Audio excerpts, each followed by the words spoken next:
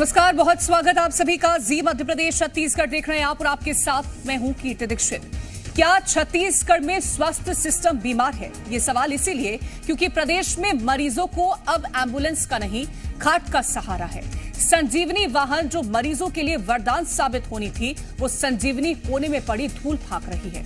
आज हम बात करेंगे स्वास्थ्य व्यवस्था की उन खामियों की जिससे शायद सिस्टम अनजान है, और सवाल करेंगे जिम्मेदारों से, क्योंकि ये एक ऐसा मुद्दा है जिसके लिए आवाज उठने की जरूरत है।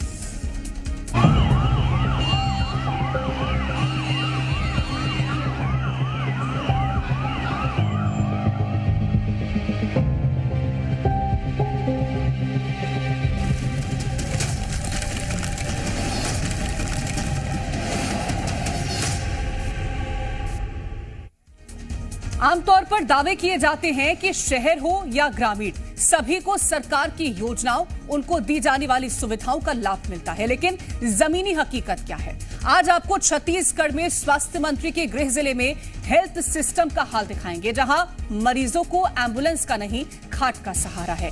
खाट पर मरीजों को अस्पताल ले जाने वाली घटनाएं न केवल प्रशासन की नाकामी को उजागर करती हैं, बल्कि राज्य की चिकित्सा सेवाओं पर भी प्रश्न खड़े करती हैं।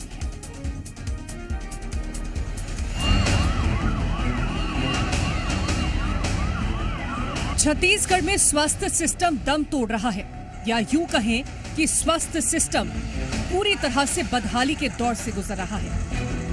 ये हम इसीलिए कह रहे हैं क्योंकि राज्य से बदहाली की बेहद ही मार्मिक तस्वीरें आ रही हैं। ये तस्वीर इस बात का प्रमाण दे रही है कि राज्य की स्वास्थ्य व्यवस्था घाट पर है। कोरिया के मानेंद्रगढ़, चिरमिरी, भरतपुर की इस तस्वीर को जरा ध्यान से देखिए। ये तस्वीर अव्यवस्थाओं को उजागर करने और विकास के दावों की पोल खोल रही है। खास बात यह है कि ये जिला प्रदेश के स्वास्थ्य मंत्री का गृह जिला है, लेकिन यहाँ की बदहाली तो देखिए। सड़क ना होने की वजह से नवाडीह पंडो बस्ती तक एम्बुलेंस नहीं आ सकी, जिसकी वजह से बीमार मरीज को खाट पर ले जाने की नौबत आन पड़ी। 1-2 किलोमीटर नहीं, करीब 5 किलोमीटर तक मरीज को खाट पर लाना पड़ा, जिसके बाद मरीज को एम्बुलेंस की सुविधा मिली।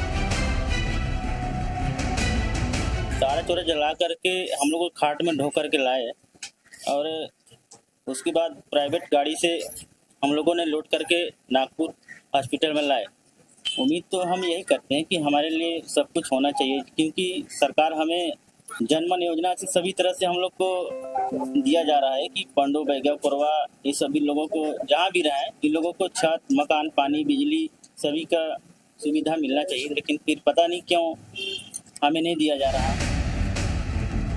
प्रदेश में स्वास्थ्य मंत्री के गृह जिले से आई ये तस्वीर प्रशासन के लिए शर्मनाक है और लोगों की नाराजगी का कारण बन रही है।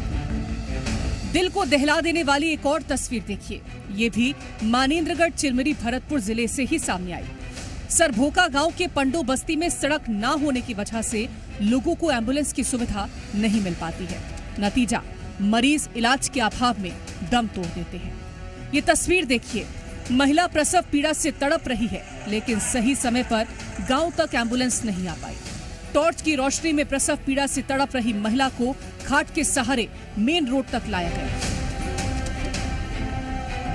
अंधेरे में खाट के सहारे 5 किलोमीटर का सफर तय करने के बाद निजी वाहन से महिला को अस्पताल पहुंचाया गया, लेकिन देर होने की वजह से नवजात की जान चली।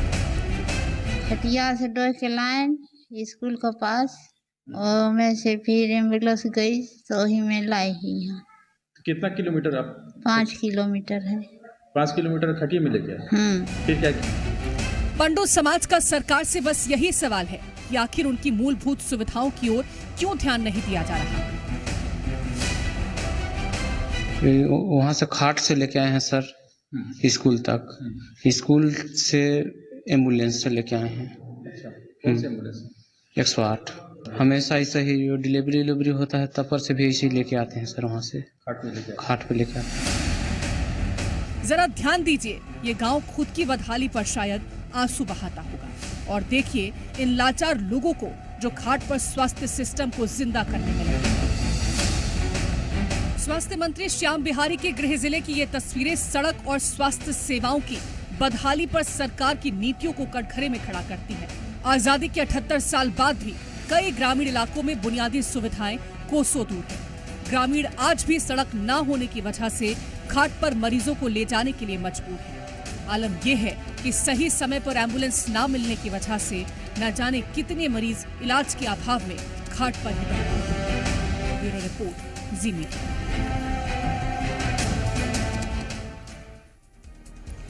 कैबिनेट मंत्री श्याम बिहारी जायसवाल, जो छत्तीसगढ़ के स्वास्थ्य मंत्री भी हैं, वो फार्मा हब, मेडिकल टूरिज्म को विकसित करने की बात कर रहे हैं, लेकिन उनके ही गृह जिले में व्यवस्थाएं घाट पर दम तोड़ रही हैं।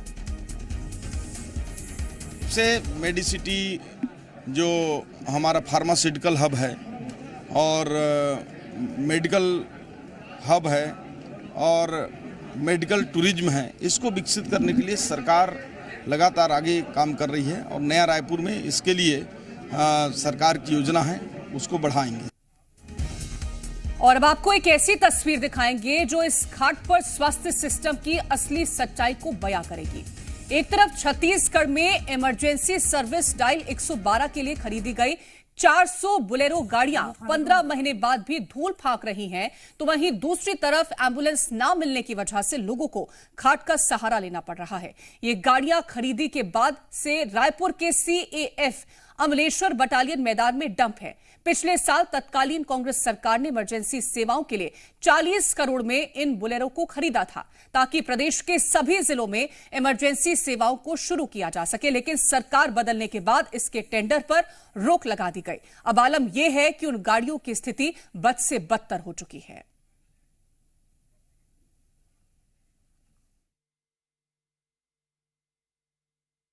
एक 112 की सर्विस के लिए प्रदेश में 400 बोलेरो गाड़ियां खरीदी गई थी 15 महीने पहले, जब पुरानी सरकार थी, और वो गाड़ियां आज तक सड़क पर निकलने का इंतजार कर रही हैं। मैं तस्वीरें दिखाता हूं आपको। ये हमने पीछे से लिया हुआ है क्योंकि अंदर जो बटालियन का मैदान है वहां पे इन गाड़ियों को रखा गया है और रखे 15 महीने में इसके टायर खराब हो चुके हैं, वायरिंग को चूहों ने काट रखा है और पूरी तरह से धूल जमी हुई है। सरकार इस पर कुछ फैसला नहीं कर पाई है क्योंकि 11 जिलों में 112 की सर्विसेज चल रही हैं। पूरे प्रदेश में उसका विस्तार करने की योजना थी ताकि सुचारू रूप से जो इमरजेंसी सेवाएं हैं वो जनता तक पहुंच सके, लेकिन अभी कोई फैसला नहीं हुआ है, लिहाजा ये गाड़ियां यहां पे खड़ी हैं। और जो पहले से गाड़ियां चल रही हैं उनकी हालत बहुत ज्यादा कंडम है। तो खड़ी करीब 40 करोड़ की ये गाड़ियां खरीदी गई थी पिछली सरकार में 2023 के मौके पर, और फिलहाल सरकार ये देख रही है कि इन को लेकर के किस किस्म की शिकायत हुई है तो उसकी जांच कराई जाए और फिर उसके बाद इनको सड़क पर उतारा जाए। कैमरामैन राकेश के साथ रुपेश गुप्ता, जी मीडिया, अमलेश्वर, दुर्ग।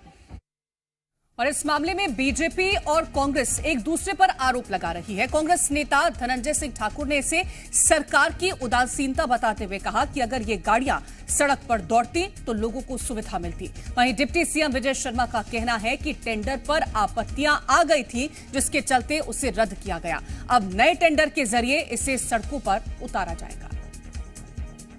आज प्रदेश में आपराधिक घटनाएं बढ़ गए हैं, स्वास्थ्य की सुविधा के लिए लोग भटक रहे हैं और 112 के लिए खरीदी गई गाड़ी अगर धूल खा रही है, ये पूरी तरीका से भाजपा सरकार के गैर जिम्मेदार होने का प्रमाण है।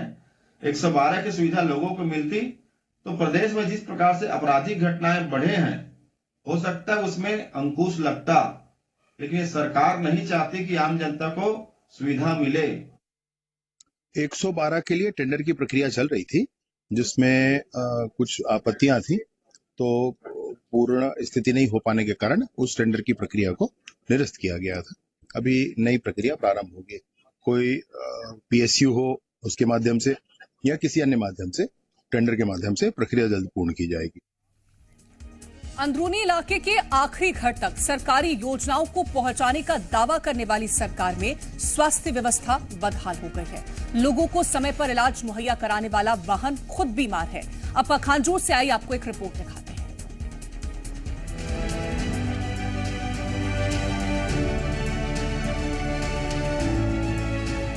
कांकेर जिले का पखांजूर बदहाल स्वास्थ्य व्यवस्था से गुजर रहा है और इसका खामियाजा आम जन को उठाना पड़ रहा है।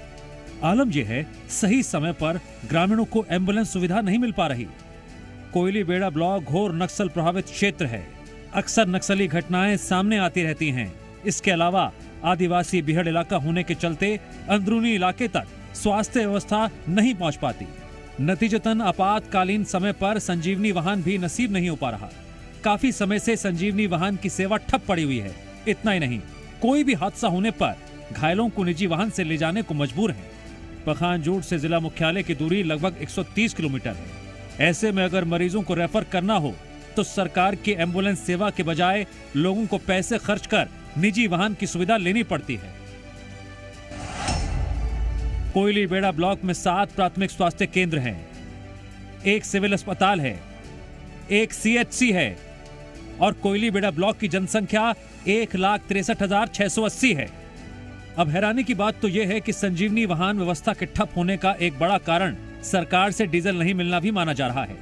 डीजल नहीं मिलने के चलते संजीवनी वाहनों के पहिए थम गए हैं। सामुदायिक स्वास्थ्य केंद्र कोयलीबेड़ा में आपातकालीन सुविधाएं भी पंगु साबित हो गई हैं, क्योंकि बीमार लोगों को अस्पताल पहुंचाने वाला एम्बुलेंस खुद बीमार पड़ा है।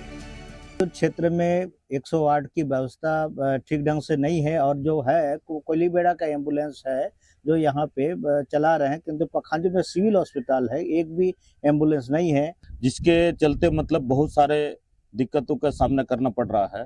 इस क्षेत्र में वर्तमान में तो कम से कम 5 से 6 एम्बुलेंस की 108 की व्यवस्था किया जाना। अभी तो ऐसी 2-3 महीना पता चला है कि हम लोगों का कोयलीबेड़ा ब्लॉक का एम्बुलेंस शायद दूसरे जगह ले गए हैं। अंदर से ऐसी गाड़ी का सुविधा नहीं रहता है और पैदल आते जाते हैं, तो उन लोगों को एम्बुलेंस का सख्त जरूरत है।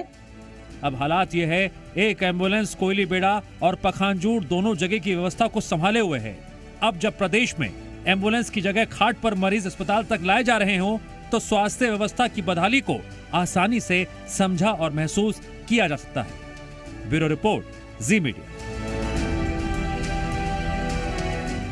तो प्रदेश की स्वास्थ्य व्यवस्था किस तरह से बदहाल है, ये हमने आपको तस्वीरें दिखाई हैं, लेकिन अब जुबानी भी सुनवाते हैं। हमारे साथ सत्यप्रकाश जुड़ गए हैं रायपुर से और सरवर अली हमारे साथ कोरिया से मौजूद हैं। सबसे पहले सत्यप्रकाश, आपका रुख करना चाहूंगी, क्योंकि जब 1 साल का रिपोर्ट कार्ड सरकार पेश कर रही थी तो कई बातों को लेकर के सरकार ने अपनी पीठ थपथपाई। उसमें से एक मुद्दा रहा स्वास्थ्य व्यवस्था को भी लेकर, जिसमें मेडिसिटी की बात कही गई, तमाम ऐसी बातें कही गई जिससे यह माना जा रहा था कि बेहतर हो गई होंगी स्वास्थ्य व्यवस्था छत्तीसगढ़ की। लेकिन अभी जो तस्वीरें हमने जनता को दिखाई हैं, उससे जनता ये बखूबी समझ गई है कि स्वास्थ्य व्यवस्था बदहाल की बदहाल ही बनी है। तो बेहतर क्या हुआ? देखिए, दावे तो लगातार यही किए जा रहे हैं कि स्वास्थ्य व्यवस्था जो है वो पहले के मुकाबले बहुत बेहतर हो गया है और ये दावे भारतीय जनता पार्टी और सरकार की ओर से भी खुद स्वास्थ्य मंत्री भी कर रहे हैं। लेकिन साथ साथ ये भी वर्जन स्वास्थ्य मंत्री का रहता है कि पिछली सरकार के दौरान जिस तरह की स्थितियां थी, अब उसे सुधारने की दिशा में सरकार आगे बढ़ी और लगातार सुधार का काम किया जा रहा है। लेकिन जिस तरह से हम जो ज़मीनी हकीकत देखते हैं और ज़मीनी हकीकत में जिस तरह से अलग अलग जगहों की जो तस्वीरें सामने निकल के आ रही है, उन तस्वीरों से स्पष्ट तौर पे इस बात का पता चल पा रहा है कि आखिर किस तरह से और किस स्थिति में अभी अंदरूनी इलाकों में स्वास्थ्य व्यवस्थाएं हैं और किस तरह की स्थिति जो है वो स्वास्थ्य व्यवस्थाओं की दिखाई दे रही है। खासतौर पे कई सारे ऐसे अंदरूनी इलाके जहाँ पे स्वास्थ्य व्यवस्थाओं को लेकर बहुत बड़ी बड़ी बातें भी की जाती है, वहाँ पे जो है वो व्यवस्थाएं और विशेष तौर पे जो एम्बुलेंस वाहन होते हैं, चाहे डायल जो एम्बुलेंस वाहन जो इमरजेंसी सेवा के लिए इस्तेमाल की जाती हैं, उनकी बात करें तो वहाँ पे वो व्यवस्थाएं बहुत चरमराई हुई नज़र आती है या बहुतायत में कम दिखाई देती है। जहाँ पे अपेक्षा है या जहाँ पे इस बात की ज़रूरत है कि वहाँ पे वाहनों की संख्या 2, 4, 5 या उससे अधिक होनी चाहिए, वहाँ पे भी 1 वाहन से या 2 वाहन से काम चलाने पड़ते हैं। तो इन स्थितियों में और विशेष तौर पर अंदरूनी इलाकों में या ग्रामीण अंचलों में बहुत विशेष ध्यान देने की अभी ज़रूरत कहीं ना कहीं निकल के सामने आ रही है, क्योंकि जो स्थिति दिख रही है वो कई सारे सवाल भी खड़े कर रही है और एक तरह से दांवों पे मुंह भी चिढ़ा रही है कि जो ज़मीनी हकीकत या कई जगहों से जो स्थितियां सामने निकल के आ रही है वो स्पष्ट तौर पे बता रही है कि किस तरह से स्वास्थ्य व्यवस्थाओं का हाल उन इलाकों में नजर आ रहा है। बिल्कुल, मैं लौटूंगी आपके पास। सरवर अली का रुख करना चाहूंगी। सरवर, स्वास्थ्य मंत्री का गृह जिला और यहां पर रहने वाले लोग खुद स्वास्थ्य सुविधाओं का लाभ नहीं उठा पाते हैं। यहां पर खाट पर स्वास्थ्य सेवाएं चल रही हैं, लोगों को कई किलोमीटर तक खाट पर लेकर मरीजों को पहुंचना पड़ता है। कई बार स्थितियां इतनी विपरीत हो जाती हैं कि वो दम तोड़ देती हैं। तो ये कैसी स्वास्थ्य व्यवस्था बेहतर करने की कोशिश हो रही थी जो 1 साल के अंदर भी बेहतर नहीं हो पाई है और अभी भी खाट का सहारा लिया जा रहा है? जी बिल्कुल, जिस तरह ये तस्वीरें निकल के सामने, ये 2 तस्वीरें निकल के आई हैं, ग्राम पंचायत सरभो के आश्रित ग्राम नवाडी का मामला है, जहां पर पंडो बस्ती है। वहां पर लगभग बड़ी संख्या में पंडो जनजाति के लोग रहते हैं और एक सप्ताह पहले एक पंडो जनजाति के बुद्धराम पंडो जब वहां पर काफी गंभीर बीमारी से पीड़ित चल नहीं सकता था, उससे भी खाट पर इसी तरह टांग कर लाया जाता है और उसे फिर यहाँ पर खाट पर लिटाकर लाया जाता है और चिरमी सामुदायिक स्वास्थ्य में लाया जाता है। फिर उसके बाद ये एक सप्ताह बाद फिर एक तस्वीर निकल गई जब गर्भवती महिला जब प्रसव के दौरान पीड़ा होती है और काफी पीड़ा होने के बाद जहाँ पे महिलाएं वहां पे रात के अंधेरे में टॉर्च के सहारे वहां से नवाडी जो पंडो बस्ती वहां से लेके आते हैं और उसके बाद 5 किलोमीटर सफर तय करने के बाद उन्हें फिर प्राइवेट वाहन से लाना पड़ता है। जीप वहां पे उपलब्ध कराई जाती है और उसके बाद नागपुर अस्पताल में पहुंचते हैं जहां महिला की डिलीवरी कराई जाती है और लेकिन बच्चे को नहीं बचाया जा सकता है। जबकि सरकार के द्वारा काफी प्रयास किया जाता है पंडो जनजाति के लोग, क्योंकि ये जो है राष्ट्रपति के दत्तक पुत्र माने जाते हैं ये पंडो जनजाति के लोग, लेकिन विकास के दावे सरकार कई कर ले लेकिन आज तक वहां पे विकास नहीं हो पाया। 78 साल होने के बाद भी आज विकास कोसों दूर है इनसे, ना ही वहां पे पानी की सुविधाएं है और ना ही यहाँ पर सड़कें की सुविधा है। इस स्थिति की सड़क नहीं होने के कारण एम्बुलेंस तक नहीं पहुंच पा रही है। बताना चाहूंगा कि ये जिस तरह ये स्वास्थ्य मंत्री का गृह जिला है और यहाँ पर जब 1 साल पूरे हुए थे, स्वास्थ्य मंत्री जब प्रेस वार्ता किया था इसको लेकर के 1 साल पूरे उन्होंने साफ तौर पर कहा था कि हमें वेंटिलेटर पर स्वास्थ्य विभाग मिला है, लेकिन हमने इन्हें वेंटिलेटर से आज चलने की स्थिति में ला दिया गया है और लेकिन अभी कुछ दिन बाद ये दौड़ने की स्थिति में हो जाएगी। ये आप तस्वीरें से समझ सकते हैं कि किस तरह स्थिति है यहाँ पर। बिल्कुल, तस्वीरें कैसी हैं सत्यप्रकाश? वेंटिलेटर से हमने उसको खड़ा कर दिया है, चलने की स्थिति में बना दिया है, थोड़े दिन में दौड़ने लगेंगी, लेकिन खाट पर ही चलते हुए लोग नजर आते हैं। उसके बाद संजीवनी एम्बुलेंस की बात की जाती है, उसमें डालने के लिए पेट्रोल का पैसा नहीं है, डीजल का पैसा नहीं है। कहां जा रही है सारी ये जो सुविधाओं के नाम पर बातें कही जाती हैं, कहां जा रहा है सब कुछ?